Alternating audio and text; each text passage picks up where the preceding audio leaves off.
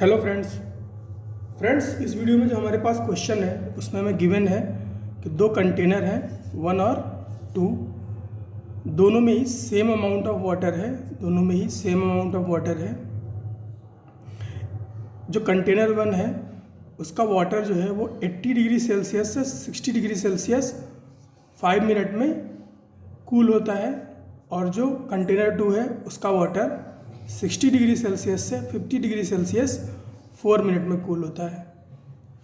और फ्रेंड्स ये दोनों ही कंटेनर जो हैं वो एक ही सराउंडिंग में रखे हुए हैं। जो दोनों कंटेनर हैं वो एक ही सराउंडिंग में रखे हुए हैं। तो फ्रेंड्स हमसे पूछा गया है if surrounding temperature is constant then what is value of it the theta S. Theta S क्या है फ्रेंड्स? थीटा एस है सराउंडिंग टेम्परेचर। तो फ्रेंड्स हमें दो कंडीशन दे रखी हैं और हमसे पूछा गया है कि सराउंडिंग टेम्परेचर कितना होगा। तो फ्रेंड्स ये यहाँ पर कूलिंग की बात हो रही है, तो obviously Newton's law of cooling picture में आएगा। तो पहले आप इस क्वेश्चन को ट्राई कर लीजिए अपने से, उसके बाद आ जाइए सॉल्यूशन पे।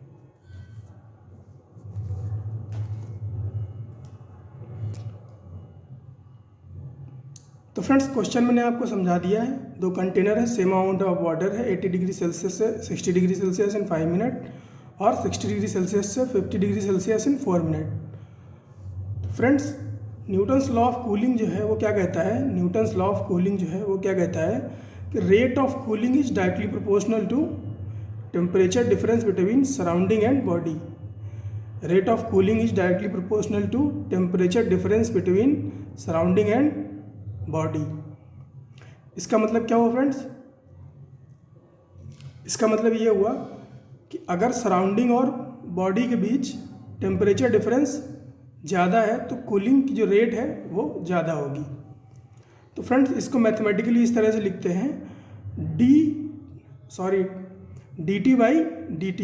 यहाँ पर d capital T by d small t is directly proportional to TB minus TS।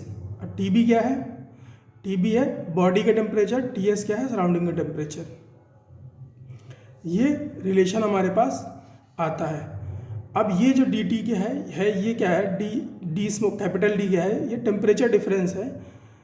ये टेम्परेचर चेंज कह सकते हैं इसको, टेम्परेचर चेंज।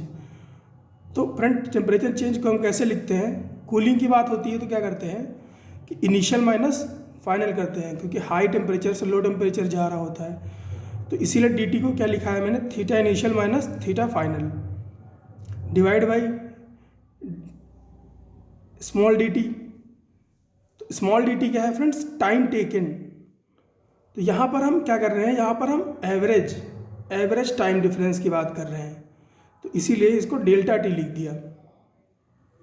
ये फ्रेंड्स होता है ये जो डिफरेंशियल फॉर्म में लिखा जाता है ये स्मॉल चेंज के लिए होता है, और जो ये डेल्टा के फॉर्म में लिखा जाता है ये लार्ज चेंज के लिए होता है। ये एवरेज की बात करता है। तो theta initial minus theta final divide by delta T is directly proportional to TB minus theta S. अब यहाँ पे मैंने इस क्वेश्चन की लैंग्वेज में यहाँ पे रिलेशन को लिख दिया है। तो जो TS था उसको मैंने थीटा एस से रिप्रेजेंट कर दिया है। और TB क्या है? TB है बॉडी टेम्परेचर। बॉडी क्या है? बॉडी फ्रेंड्स इसको बोल सकते हैं, ये है बॉडी, या ये वाटर को वेरी स्पेसिफिक अगर बोलें तो ये वाटर जो है वो है बॉडी। तो फ्रेंड्स अगर ये प्रोपोर्शनल हटाएं तो एक प्रोपोर्शनैलिटी कांस्टेंट आएगा।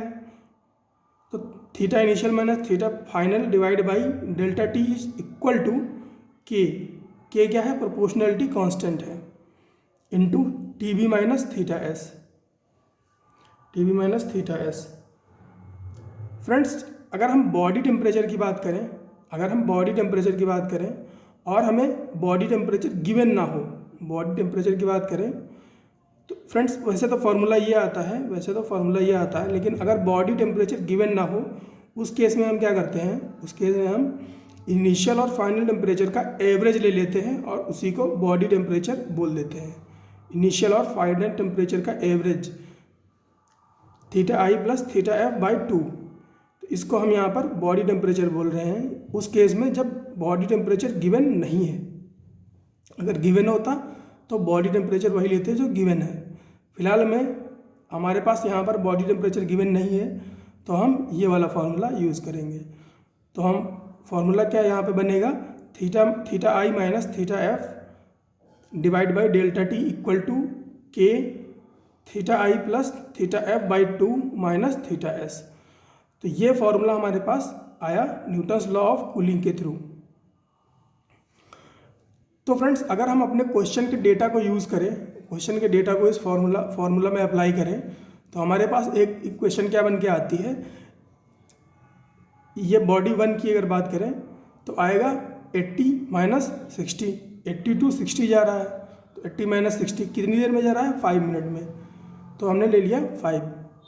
फ्रेंड्स, वैसे तो इसको सेकंड में लिखना चाहिए, लेकिन अभी आगे चल के आपको पता चलेगा कि मैंने इसको मिनट के मिनट में क्यों ले लिया है। मैं इसको 5 मिनट लिख देता हूँ।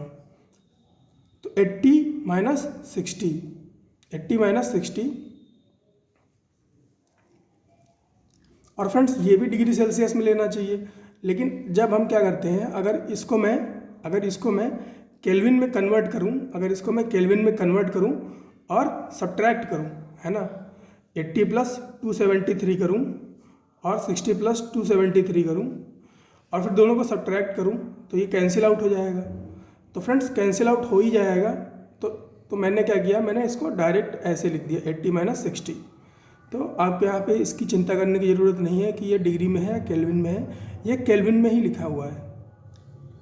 तो 80 minus 60 divide by 5 minute equal to K, और body temperature 80 plus 60 divide by 2 average ले लिया, माइनस थीटा एस। ये हमने बना ली इक्वेशन 1।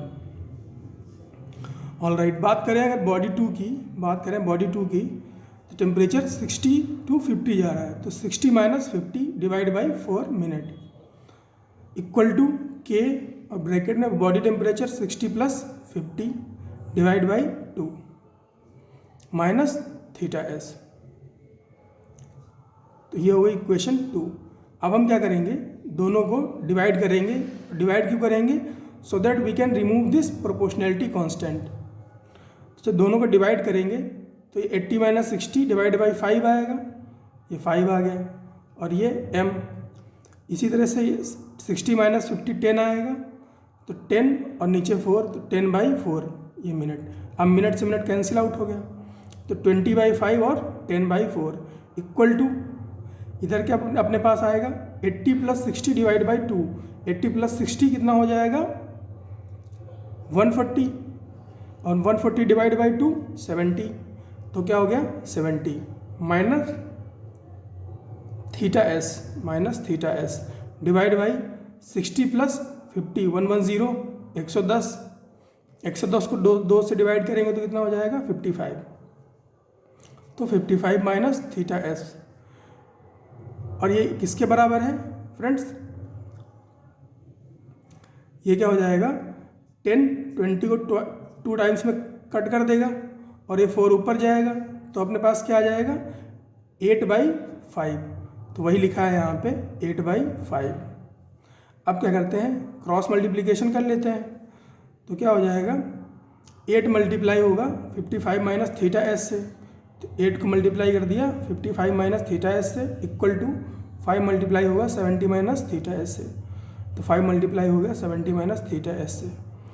8 इंटू 55 हो जाएगा 440, और थीटा एस से मल्टीप्लाई होगा तो minus 8 theta S equal to 5 into 70 350 minus 5 theta S.